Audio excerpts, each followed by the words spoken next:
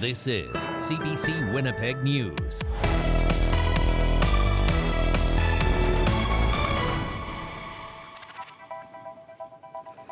Good evening. Thanks for joining us. The province says it continues to work on reducing hospital wait times. It says it's using a new metric to target how well they're doing.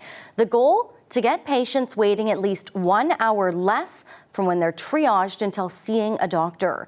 But as the CBC's Ian Fraser reports, there's criticism the government's new strategy is lacking.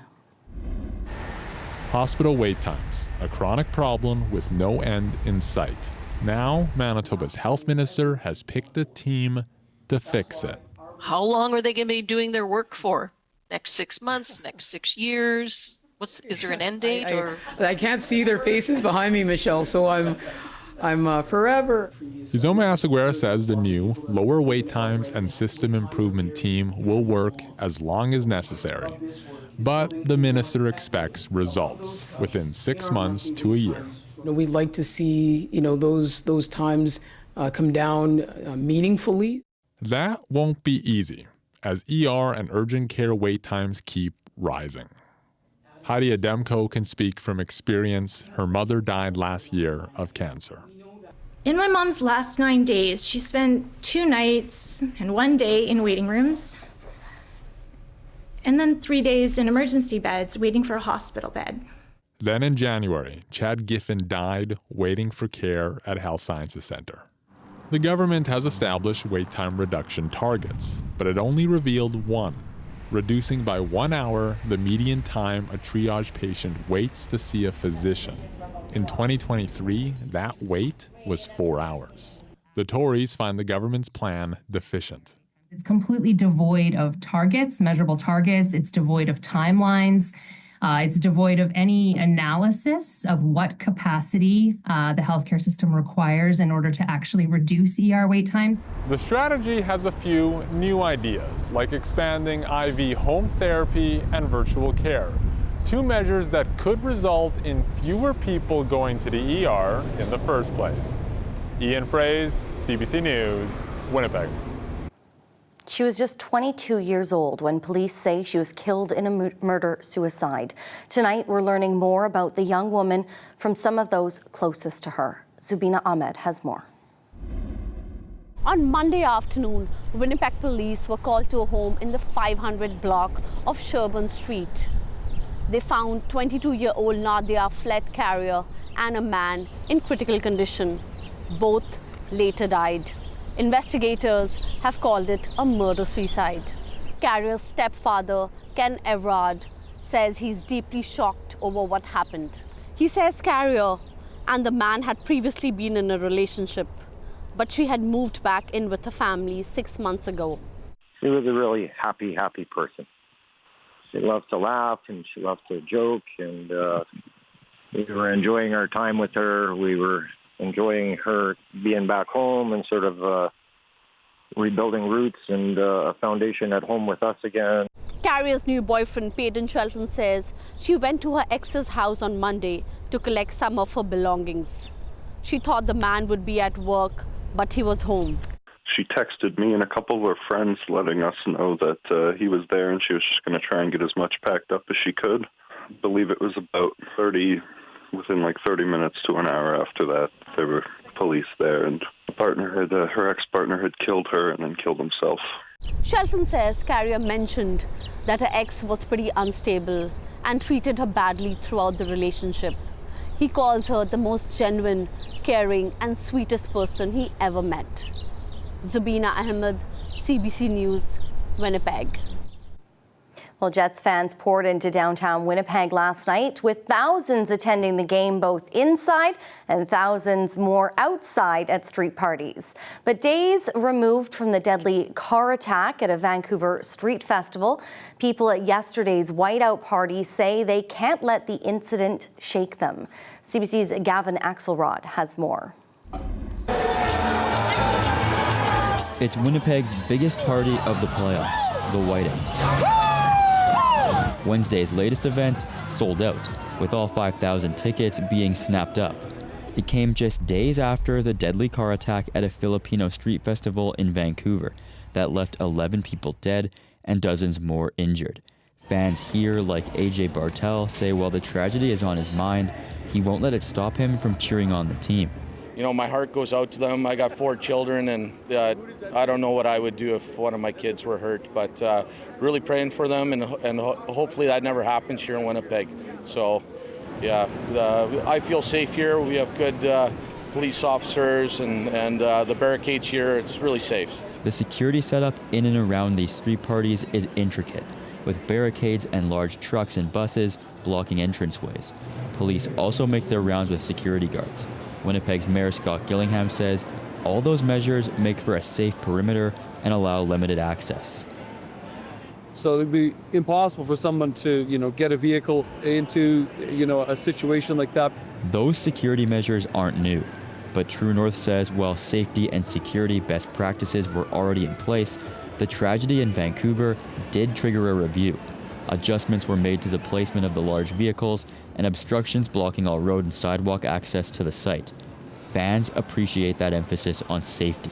To be honest, as we enter the place, we've seen like the security is like a lot. I feel like we are safe over here, which is really good. Depending on how Game 6 in St. Louis goes, the next street party could happen here as early as Sunday. Gavin Axelrod, CBC News, Winnipeg. Downtown Community Safety Partnership is launching a new specialized team to help Indigenous women feel safe in Winnipeg. The organization's 8-person unit will offer culturally sensitive supports to Indigenous women who may be at risk in the downtown.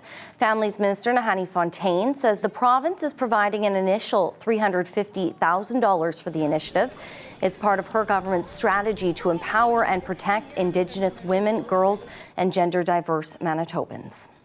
It's really important that when we're working with, some of the most vulnerable, marginalized citizens of Manitoba, that they can see themselves reflected in the folks that are offering that support. The executive director of DCSP says there's an overwhelming need for the specialized unit. He says staff will get training in health, safety, and trauma-informed practices.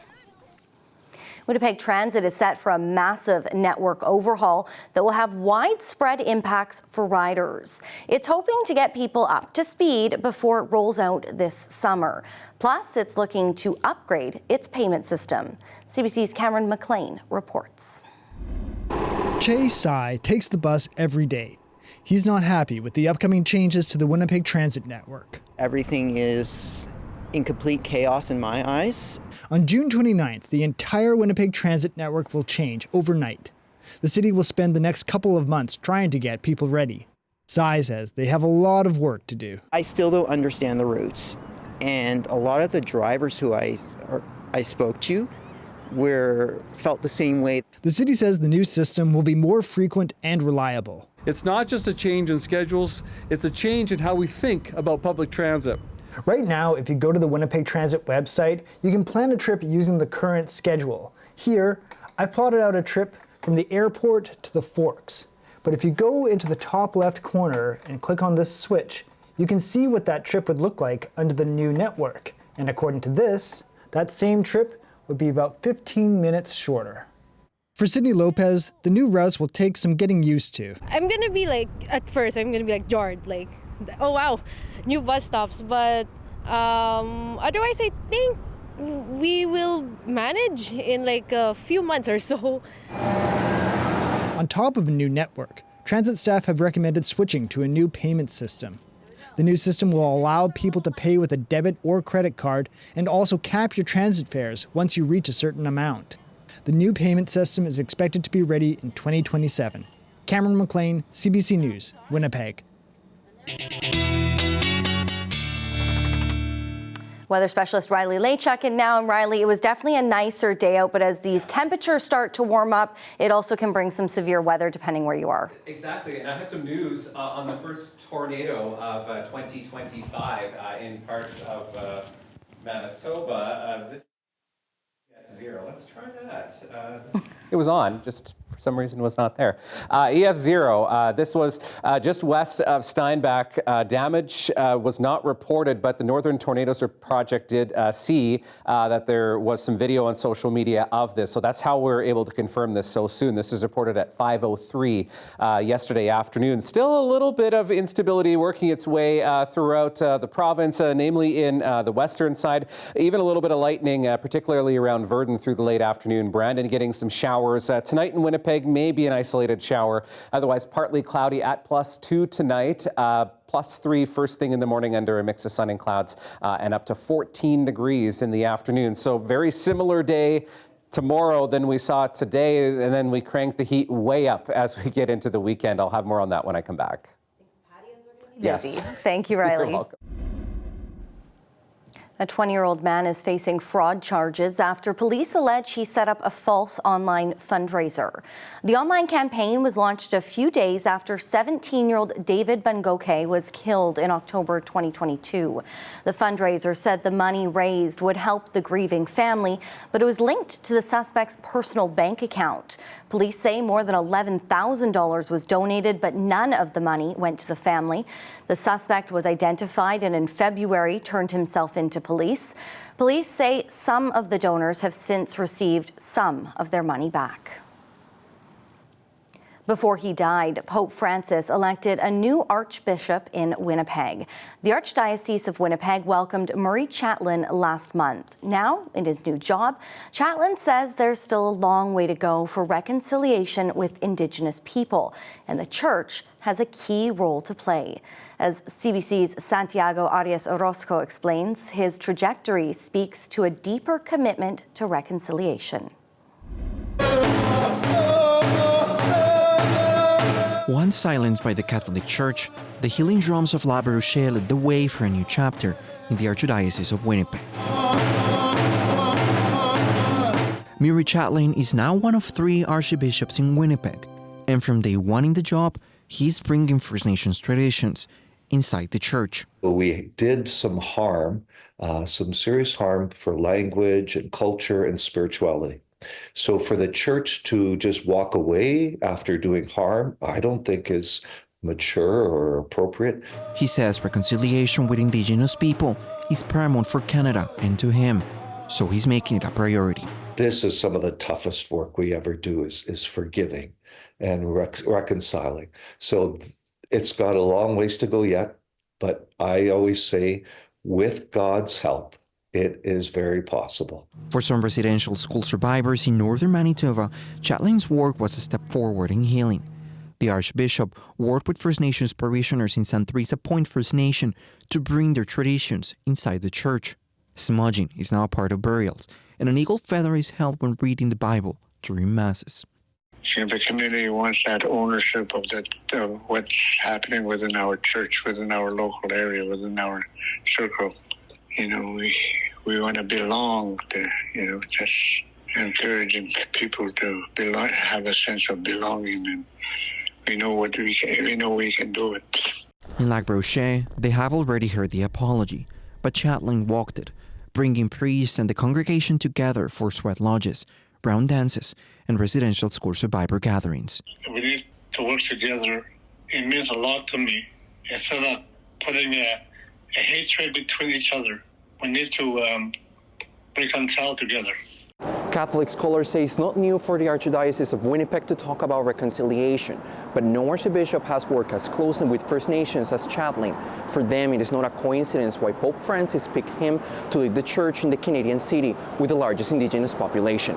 Santiago Arias Orozco, CBC News, Winnipeg. Indigenous craftspeople from across Manitoba are showcasing their skills at Assiniboia Downs. As the CBC's Rosanna Hempel explains, one man hopes it helps revive traditions. This is a moose nose that I'm burning off the hair first. Ovid McLeod prepares a delicacy. He learned about hunting from his dad and uncles in Cross Lake. It's very important because it's getting kind of lost, and we need to bring it back because the younger generation today don't really have an idea how it used to be back then. McLeod is among First Nations demonstrating cooking, crafts, and traditions at Assiniboia Downs this week. The event is organized by Manitoba Kiwetinawi Okimakanak. You can smell it. Agnes Samuel is from Lac Brochet, a Dene community in northern Manitoba. She's here for different cultural medicines. There's different parts where the medicine don't reach our area, so to learn more about all these different ones. Stephanie Tharasi is cleaning caribou hide. Taught by her parents and grandparents, now she's teaching her niece Novalee. Good job. Look what you did. Afterwards, she'll make a caribou hair jacket for her son. Thousands of years of knowledge is here being practiced at this event, and it's really beautiful. It's beautiful medicine to be around this. This part here is from Caribou Lake. Marie Dantuzzi and her husband Roger also hunt caribou for drums and mucklucks. Nobody has the same cultures, different cultures. It's good to see and witness that. McLeod hopes to get a refresher on preparing hide. It's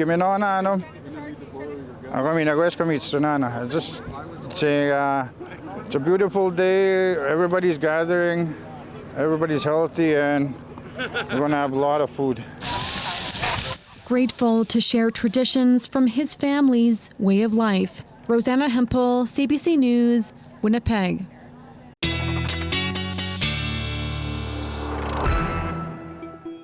Riley's back in now, and if you didn't have a chance to get outside, hopefully you still can this evening, or you're going to have plenty of time over the next few days. Yes.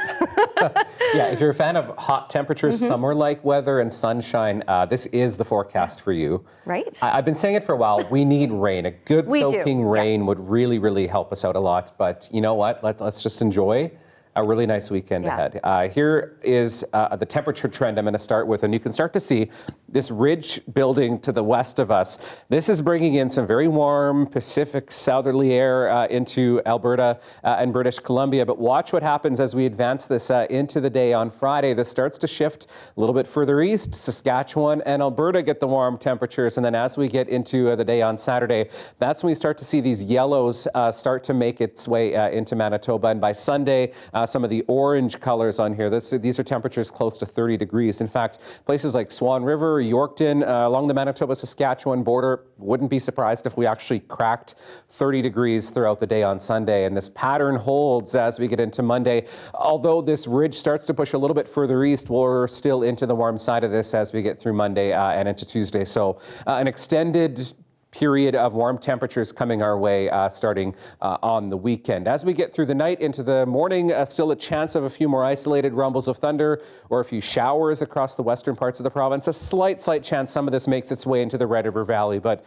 by the time we get to the morning, we're into a partly cloudy sky once again. The north getting another round of some rain. The further north you are, particularly along the Hudson Bay coast, maybe this falls as some light flurries. But for places like Thompson, Grand Rapids, Barons River, this is mainly a rain event as we get through the day tomorrow. And I'm not talking rain all day, but certainly you might get some showers throughout the day.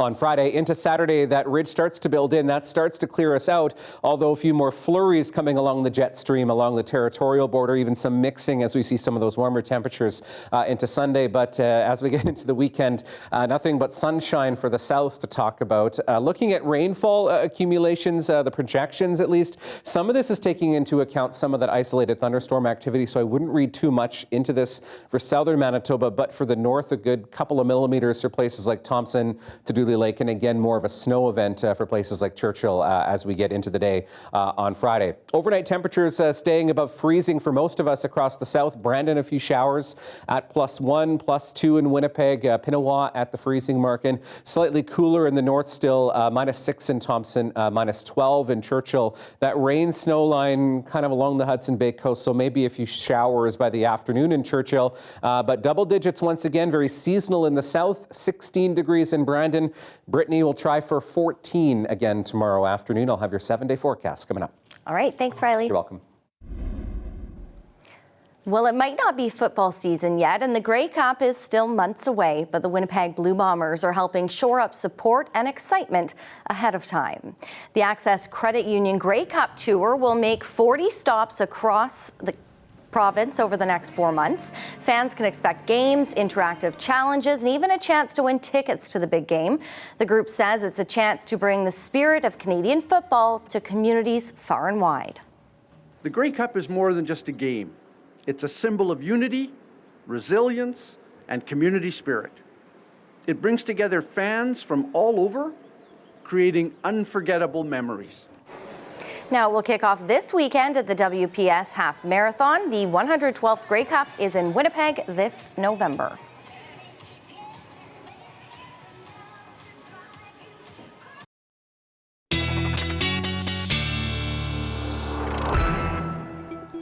All right. Well, you know what? It's going to be a great weekend to get outside and toss a football around, or maybe go for a dog walk. Into your Friday with Jojo and Tucker. Thank you, Jamie, for sending this picture, and you can send yours. As always, to talk back at cbc.ca, 14 degrees by the afternoon tomorrow. Northwest winds, not as strong as they were today, but a bit of a breeze out there nonetheless, and it gets better for the weekend. 25 degrees for Saturday, all the way up to 27 in Winnipeg on Sunday. And like I said earlier, warmer temperatures closer to the Saskatchewan border. 24 for Monday, and the 20s holding right through the end of next week, and not a drop of rain in sight on that 7-day forecast, but lots and lots of sunshine. Well, back pain affects a large number of us, and with mixed success, there's a variety of remedies we can turn to. But here's one your doctor probably wouldn't prescribe. It's your daily lift.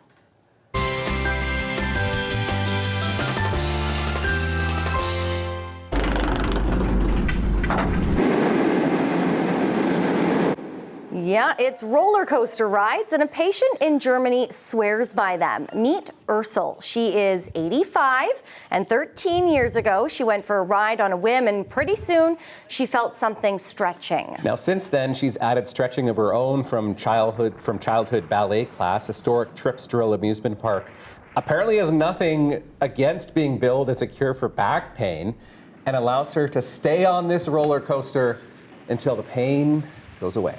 She looks like she's having a great time, she really too. Does. Roller coaster's not my cup of tea, but you know what? If it helps your back pain, sure. I don't know. The upside downs maybe helps with that extra stretch. I guess it's all the stretching that you're doing. Have a wonderful night. We'll see you here tomorrow.